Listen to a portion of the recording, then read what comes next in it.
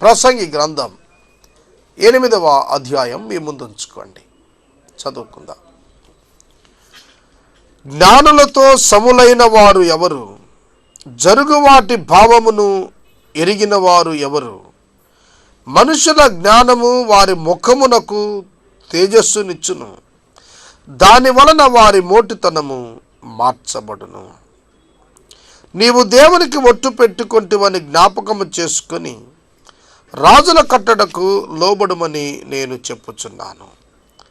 రాజుల సముఖము నుండి అనాలోచనగా వెళ్ళకుము, వారు తాము కోరినదల్లా నెరవేర్చుదురు గనుక దుష్కార్యములో పాలు పుచ్చుకొనకము.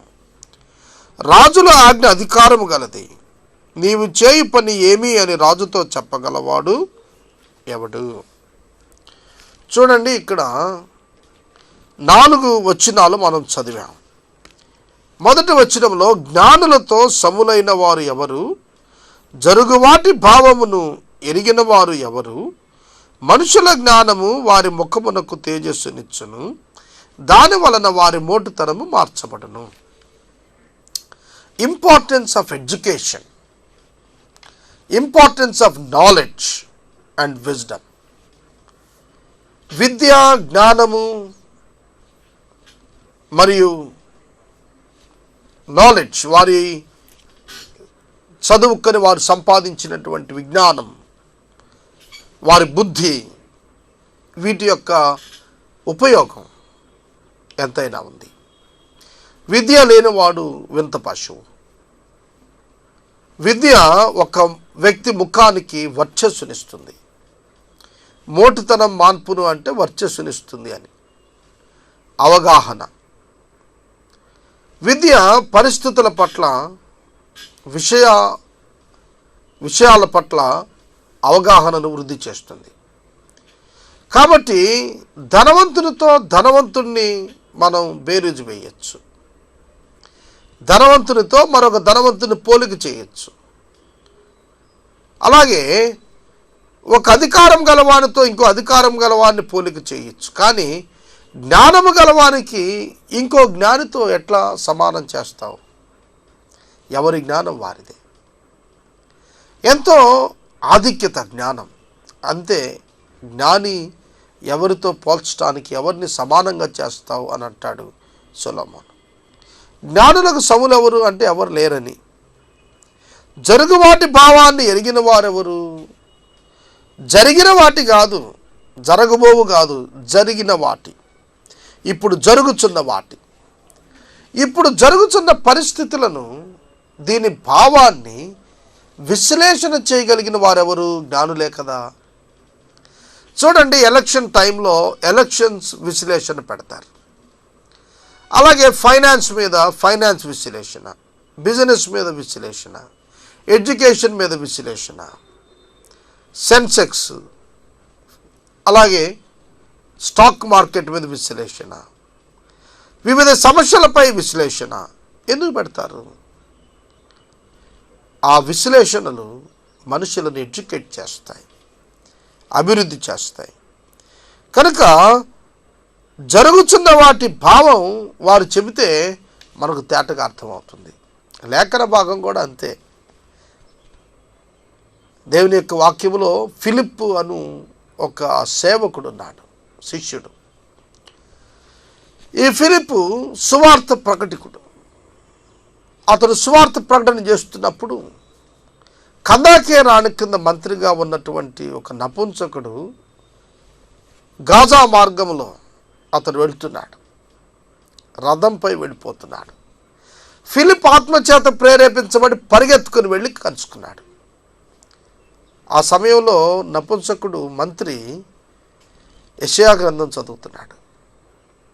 దాని అర్థం ఫిలిప్ వివరణ చేశాడు.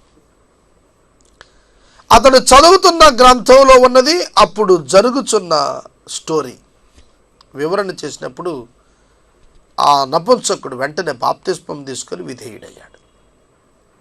మీకేమర్థమైంది ఈ వృత్తాంతంలో?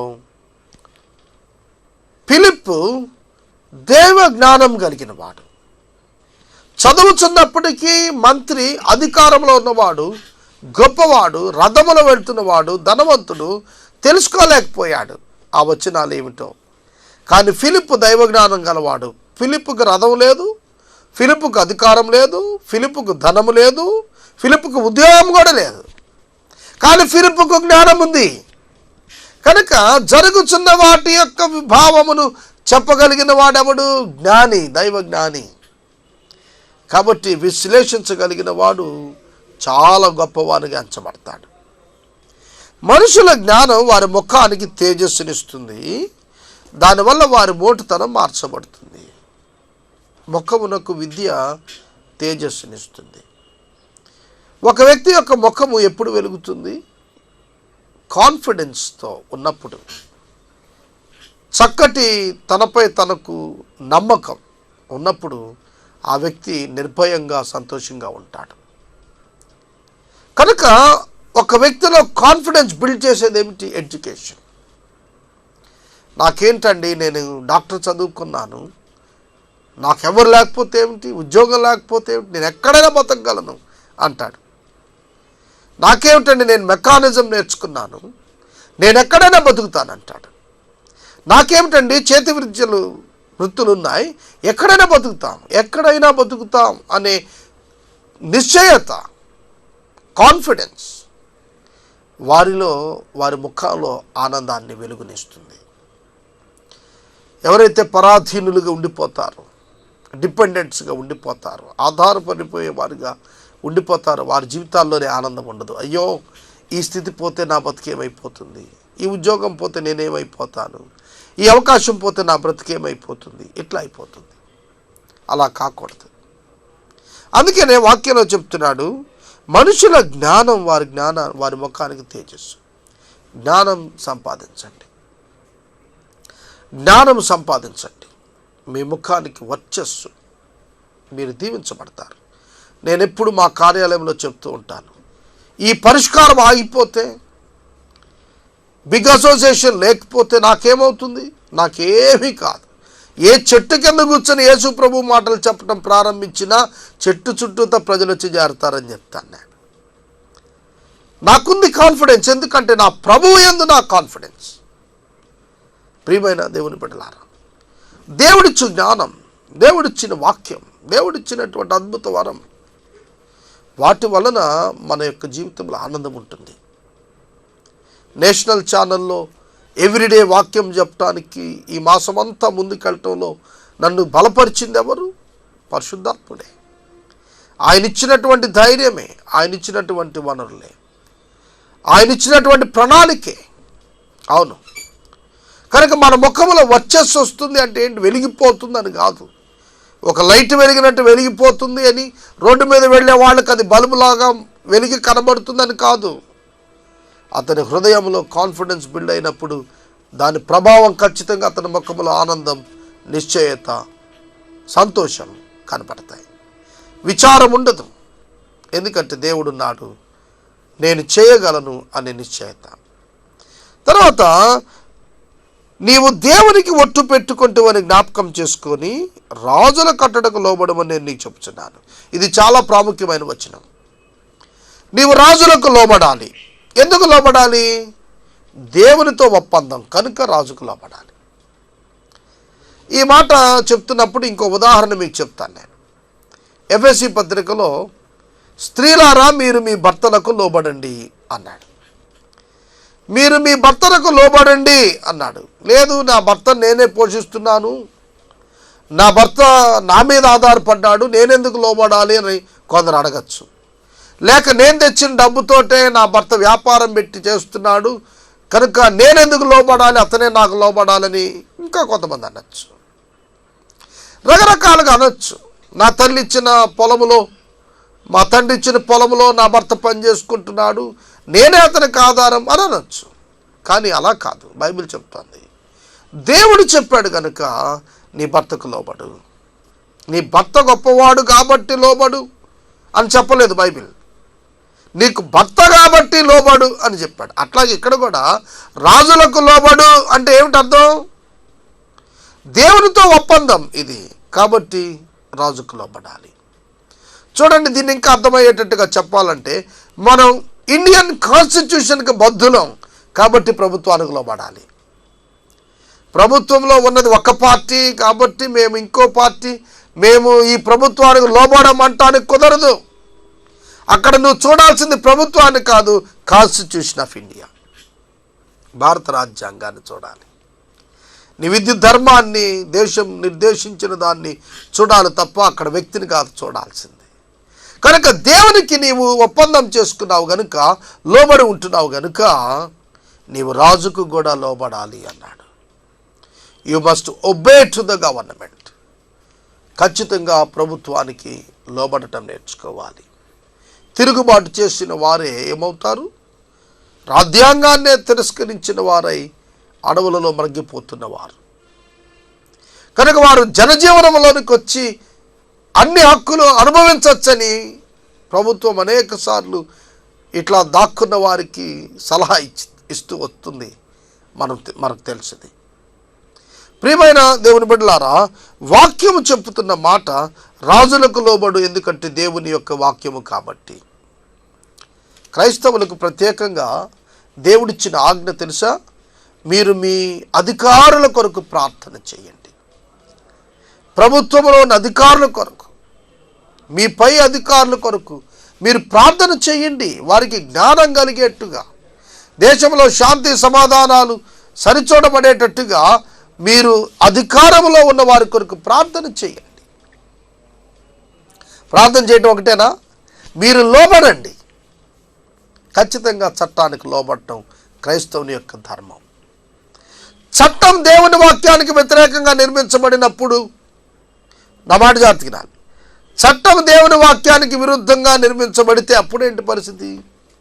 అలాంటి చిక్కు పరిస్థితి అపోస్తలుడైన పేతురు ఎదుర్కొన్నాడు. యేసు నామమున ప్రకటన చేయకూడదు అని చట్టం తెచ్చారు. అప్పుడు వారు అడుగుతారు అపోస్తలులు, అయ్యలారా, మేము మీ మాట వినవలెనా, దేవుని మాట వినవలెనా? మేము దేవుని మాటే వింటాం అన్నారు. ప్రజలు రక్షించబడినట్లు సువార్త ప్రకటన, దాని నిమిత్తం చెప్తున్నాడు.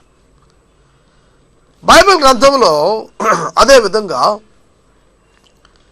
దానియేలు కాలంలో కూడా ఇలాంటి చట్టం ఒకటి వచ్చింది. అప్పుడు దానియేలు తలుపులను యెరూషలేము తట్టు తెరిచి దినముకు 3 సార్లు గట్టిగా ప్రార్థన చేశాడు. ప్రజలంతా చూశారు దాన్ని. దానివల్ల కలిగే పర్యవసానాలకు భయపడలేదు. కాబట్టి మన యొక్క జీవితంలో దేవుని వాక్యాన్ని బట్టి చట్టానికి లోబడాలి. కనుక దేవుని వాక్యం ప్రజలందరికీ మేలైనదే చెప్తుంది, కానీ ఈవిల్ థాట్స్ కానీ, ఈవిల్ థింకింగ్ కానీ, ఈవిల్ యాక్షన్స్ కానీ బైబిల్ ఎన్నడూ ప్రమోట్ చేయదు. కాబట్టి లా అండ్ ఆర్డర్ ఎక్కడ ఇబ్బంది ఉండదు. దేవుని యొక్క వాక్యములో ఈ మాట ఒక గొప్ప రాజు చెప్తున్నాడు. ఏమని చెప్తున్నాడు? నీవు దేవునికి ఒట్టు పెట్టుకుంటూ జ్ఞాపకం చేసుకొని రాజుల కట్టడకు లోబడమని నేను చెప్పుచున్నాను. తర్వాత వచ్చిన రాజుల సముఖము నుండి అనాలోచనగా వెళ్ళద్దు, వారు తాము కోరునదల్లా నెరవేర్చుదురు గనుక దుష్కార్యములో పాలు పుచ్చుకొనవద్దు. రాజులు మంచివారిని దండించరు కదా, దుష్కార్యములో పాలు పుచ్చుకున్న వారిని దండిస్తారు. ఏ చట్టమైనా మంచివాడికి శిక్ష విధిస్తుందా? లేదే. అట్లాంటి చట్టం ఎక్కడ లేదే. మంచివాడికి ఎక్కడా శిక్ష లేదు. నీతిమంతుడికి ఎవ్వరు శిక్ష విధించరు. తప్పిదములో ఉన్నవాడే శిక్షార్హుడు.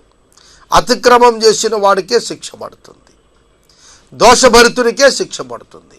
కనుక రాజులకు వ్యతిరేకంగా నువ్వు చేయొద్దు, అనాలోచితంగా ఉండొద్దు. ఏది చేస్తే ఏమిట్లే, ఏమవుద్దులే, దాందేముంది దీనిదేముంది కాదు. చూడండి, చాలామంది అక్రమ కట్టడాలు కట్టేస్తారు మున్సిపాలిటీస్లో, సిటీస్లో. వాటికి పెనాల్టీ వేసేటప్పటికల్లా కంగారు పడతారు. అవునా? కనుక వారు ఏదైనా చేయగలరు కనుక అనాలోచితంగా ఉండవద్దు. క్రమమైనటువంటి పౌర జీవన విధానం ఏర్పడటానికి రాజుకు అంటే అధికారికి సహకారం ఉండండి అని వాక్యంలో చెప్తున్నాడు. అందుకొరకైనటువంటి సిద్ధపాటు కలిగిన జీవితాలు కలిగి ఉండండి, దుష్కార్యాలు చేయకండి అని చెప్తున్నాడు. రాజుల ఆజ్ఞ అధికారము గలది, నీవు చేయి పని ఏమని రాజుతో ఎవడు చెప్తాడు? చెప్పగలిగిన వాడు ఎవడు లేడు. రాజుకు అధికారం ఉంది, దేవునికి అధికారం ఉంది. దేవుడు రాజులకు అధికారం ఇచ్చాడు. ఎందుకు? ప్రజలను న్యాయముగా తన నిమిత్తం పరిపాలించడానికి. దేవుడు దావీదును ఎన్నుకున్నాడు. ఎందుకు? తన ప్రజలను తన కొరకు ఏలుటి కొరకు ఎన్నుకున్నాడు. దావీదు ముఖ్యమా, ప్రజలు ముఖ్యమా? దేవునికి దేవునికి ప్రజలే ముఖ్యం. అందుకే దావీదును ఎన్నుకొని సమర్థవంతుడని, యథార్థవంతుడని అతనిని తెచ్చి ఆ స్థానంలో పెట్టాడు దేవుడు. కనుక మనం కూడా మన యొక్క అధికారులను, వారికి ఇవ్వబడిన అధికారాలను మనం గౌరవించాలి. ధర్మమును ఆచరించు వారికి కీడేమీ సంభవించదు. సమయము వచ్చుననియు న్యాయము జరుగుననియు జ్ఞానులు మనసున తెలుసుకుందరు. నా అంతరంగంలో అనేక ప్రశ్నలు ఉన్నాయి. సాగర్ గారు, మీకు ప్రశ్నలు ఉన్నాయి, మరి మీరెవరి దగ్గరికి వెళ్ళి తీరుస్తారు? నేను వాక్యం దగ్గరికే వస్తున్నాను. వాక్యాన్ని ఆశ్రయిస్తాను నా ప్రశ్నలకి. ఎందుకంటే నా ప్రశ్నలు దేవుడితోటే.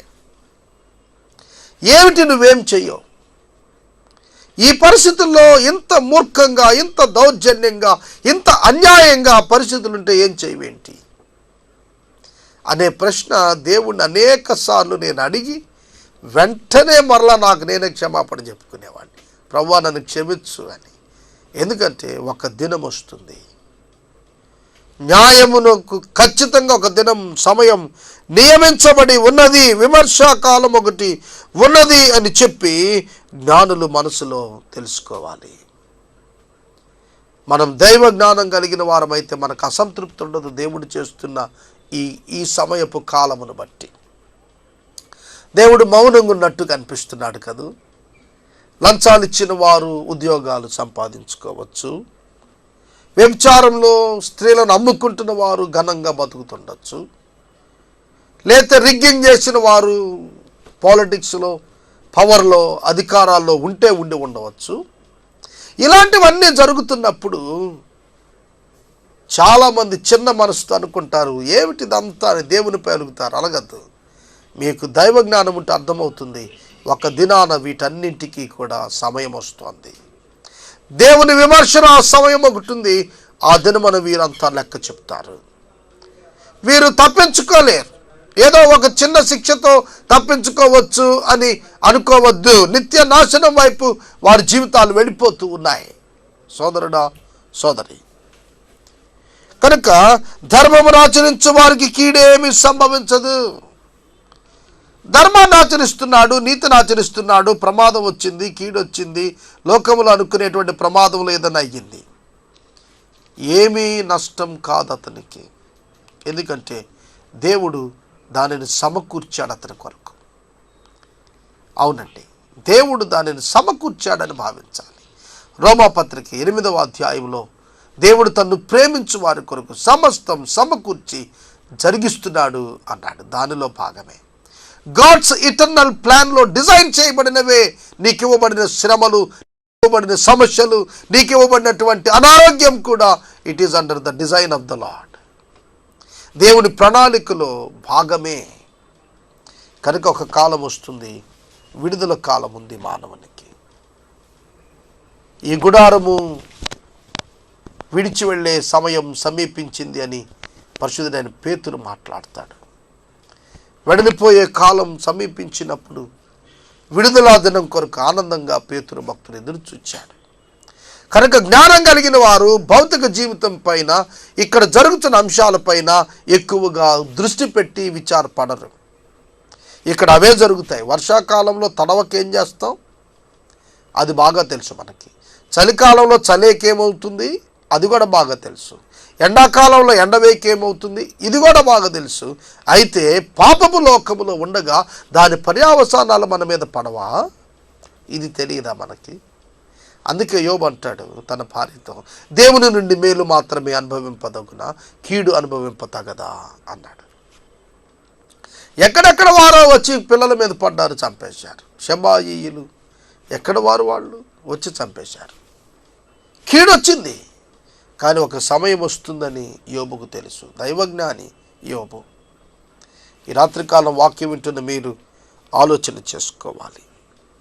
మనుషులు చేయు కీడు బహుభారమగును.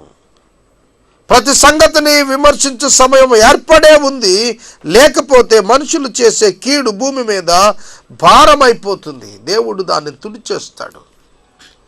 నోవా కాలంలో అయితే ఒక్కసారే తుడిచేశాడు, ఇప్పుడైతే బ్యాలెన్స్ చేసేస్తున్నాడు. ఎక్కడికక్కడే. ప్రియమైన దేవుని బిడ్డలారా, మనుషుల్లో చెడు ప్రవృత్తి విస్తరించకుండా ఆయన లెవెల్ చేస్తున్నాడు. చూడండి వాక్యములో, మనుషులు చేయు కీడు బహు భారం అయిపోతుంది. దేవుడు కొందరిని తీసేయకపోతే భూమి మీద నుంచి, కొన్ని విపత్కర పరిస్థితులు అనుమతించకపోతే మనుషులలో విపరీతమైనటువంటి కీడు చేసే తత్వం వృద్ధి చెందిపోతుంది.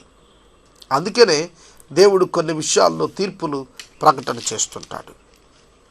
సంభవింపబోవునది నరులకు తెలియదు, అది ఎలాగో సంభవించునో వారికి తెలియచేయువారెవరు? గాలి విసరకుండా చేయుటకు గాలి మీద ఎవరికి అధికారము లేదు, మరణదినం ఎవరికి వశము కాదు. ఈ యుద్ధమందు విడుదల దొరకదు, దౌష్ట్యము దానిని అనుసరించు వారిని తప్పించదు. ఈ వచనం చాలా గంభీరమైన వచనం, చదువుదాం మరలా. గాలి విసరకుండా చేయుటకు గాలి మీద అధికారం ఎవరికి లేదు. మనుషులలో ఎవరికి గాలి మీద అధికారం లేదు. ఏ గవర్నమెంట్ అయినా ఏలు రేపు గాలి వీయకూడదని తీర్మానం చేస్తే ఆపగలరా? ఆపలేరు. ప్రియమైన దేవుని బిడ్డలారా, ప్రకృతిని నిలిపేటువంటి అధికారం మానవునికి లేదు, ఏ ప్రభుత్వానికి లేదు. ప్రకృతినే కాదు, మానవుని చేతులు అనేక సంగతులు లేవు, కానీ మానవుడు నేను అన్నీ చేయగలను అనుకుంటాడు. గాలి విసరకుండా చేయగలిగిన వాడెవడు? బైబిల్ గ్రంథంలో యేసుక్రీస్తు ప్రభువు గాలిని గద్దించినప్పుడు అది మిక్కిలి నెమ్మలమాయను అని వ్రాయబడింది మార్కు సువార్త 4వ అధ్యాయంలో. మరి ఎట్లా నెమ్మదైంది? ఏమిటి? సముద్రమయు గాలియు ఈయనకు లోబడుచున్నవి, ఈయన ఎవరు అని అడిగారు శిష్యులు. ఒక్క యేసుక్రీస్తే సృష్టిపై అధిపతి, ఆ ప్రభువుకే లోబడతాయి ఇవన్నీ కూడా. కనుక గాలి లోబడినా, ప్రకృతి లోబడినా, మానవుడు లోబడిన సమస్తం ఆయనకే వశం. 9వ వచనం, సూర్యుని క్రింద జరుగు ప్రతి పనిని గూర్చి నేను మనసిచ్చి యోచన చేయుచుండగా ఇదంతయు నాకు తెలిసెను. మరియు ఒకడు మరి ఒకని పైన అధికారి అయి తనకు హాని తెచ్చుట కలదు. సూర్యుని క్రింద జరుగు ప్రతి విధమైన విషయాలను పరిశీలించుటకు సొలొమోను తన మనస్సు పెట్టి యోచించగా ఈ అద్భుత జ్ఞానాంశాలు ఆయనకు గోచరమయ్యాయి అన్నాడు. తన వ్యక్తిగతమైన ఆలోచనలు, తన వ్యక్తిగత తలంపులు, అతను పరిశీలన ద్వారా ఎరిగినటువంటి సత్యాలు ఇక్కడ తెలియచేస్తున్నాడు. ఒకడు మరి ఒకని పైన అధికారి అయి తనకు హాని తెచ్చుకొనుట కలదు. ఇది చాలా విచిత్రమైన పరిస్థితి. అధికారిపై ఎందుకు అలుగుతారు? ఎందుకు పోరాడతారు ఇతరులు?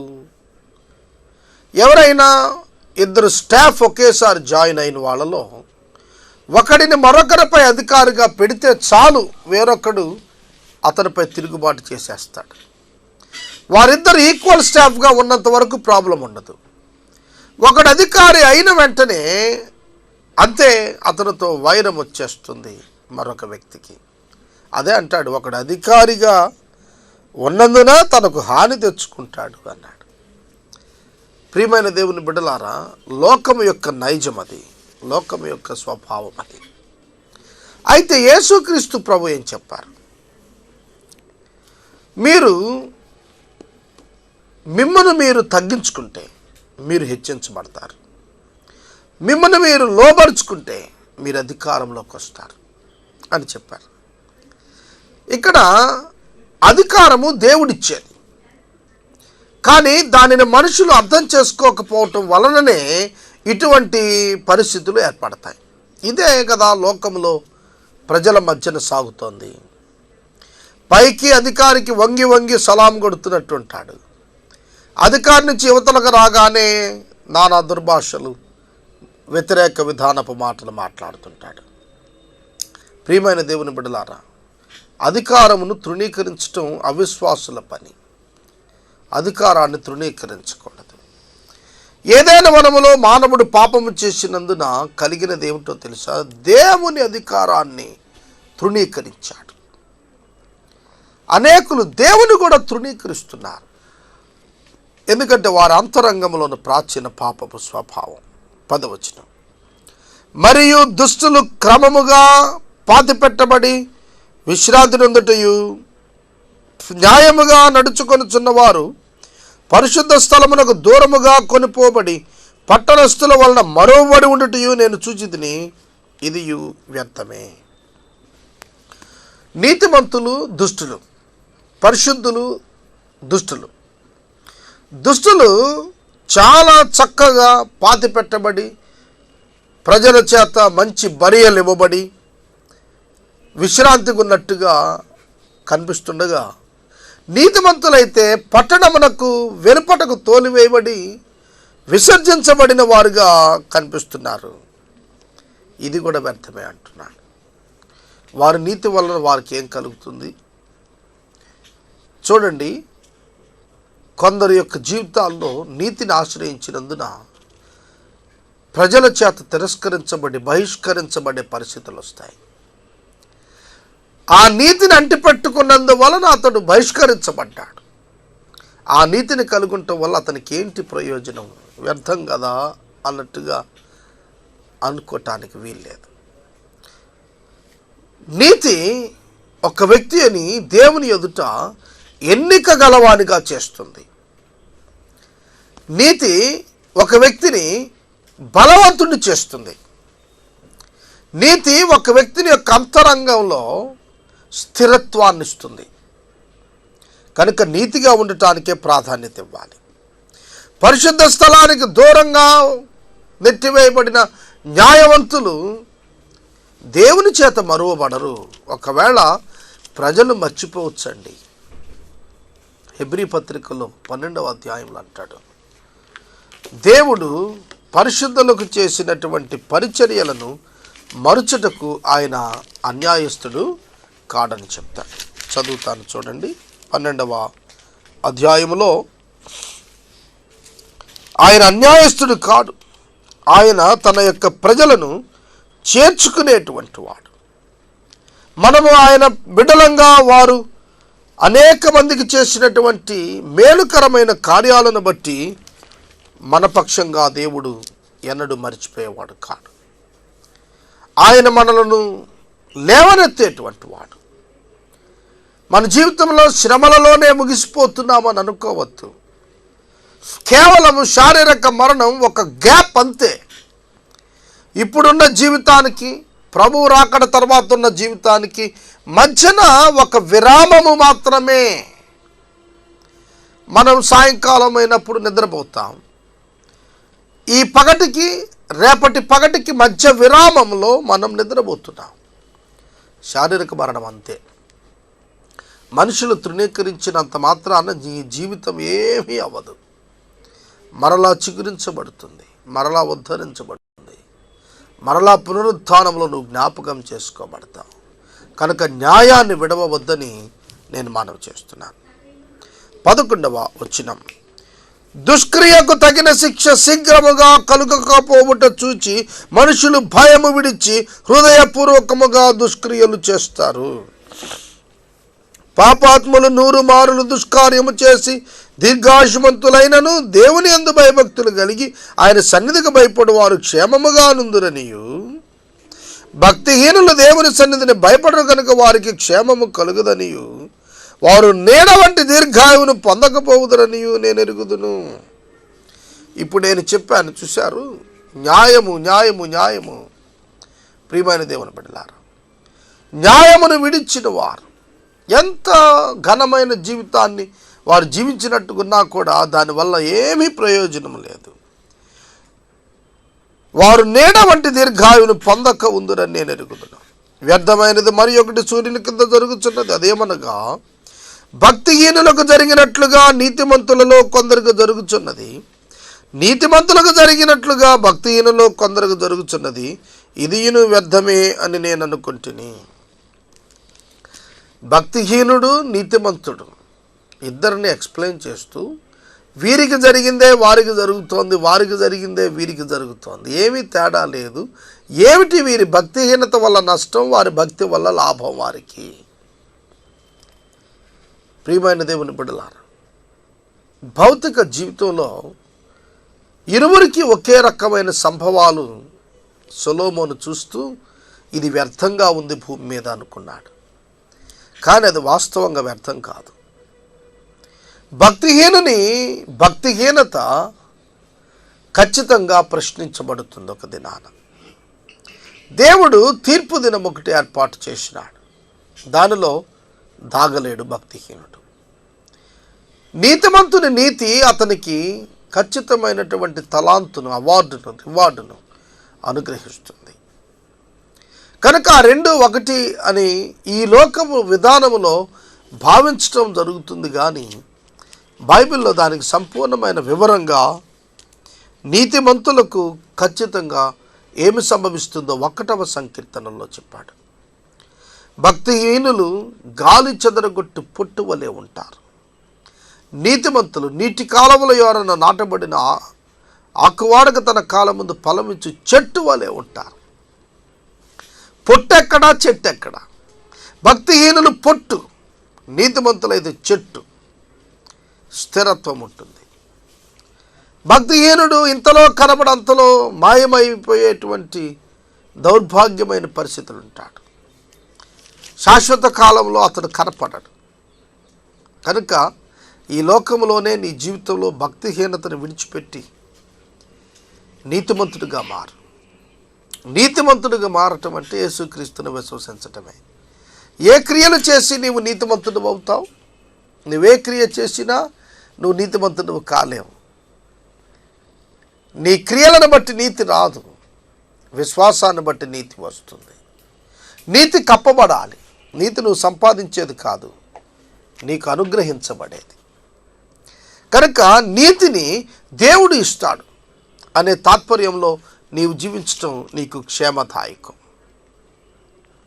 అన్నపానములు పుచ్చుకొని సంతోషించుట కంటే మనుషులకు లాభకరమైనది ఒకటియూ లేదు గనుక నేను సంతోషమును పొగడి తిని బ్రతికి కష్టపడవలనని దేవుడు వారికి నియమించిన కాలమంతయు ఇదియే వారికి తోడుగా ఉన్నది.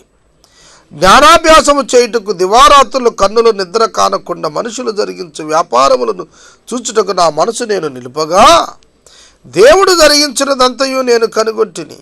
మరియు సూర్యుని కింద జరుగు క్రియలు మనుషులు కనుగొనలేరనియు, కనుగొనవలని మనుషులు ఎంత ప్రయత్నించినను వారు కనుగొనట లేదనియు, వారు తెలుసుకొనవలనని జ్ఞానులు పూనుకొనిన వారైనను కనుగొనజాలనియు నేను తెలుసుకొంటిని.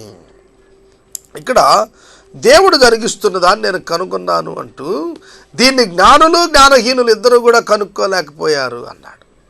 తానే కనుక్కున్నాడో దాన్ని మాత్రం చెప్పలేదు. దేవుడు జరిగించింది నేను కనుగొన్నాను అన్నాడు. ఏమిటంట కనుగొంది? సూర్యుని కింద జరిగే క్రియలు మనుషులు కనుగొనలేరని కనుగొన్నాడు, అంతే.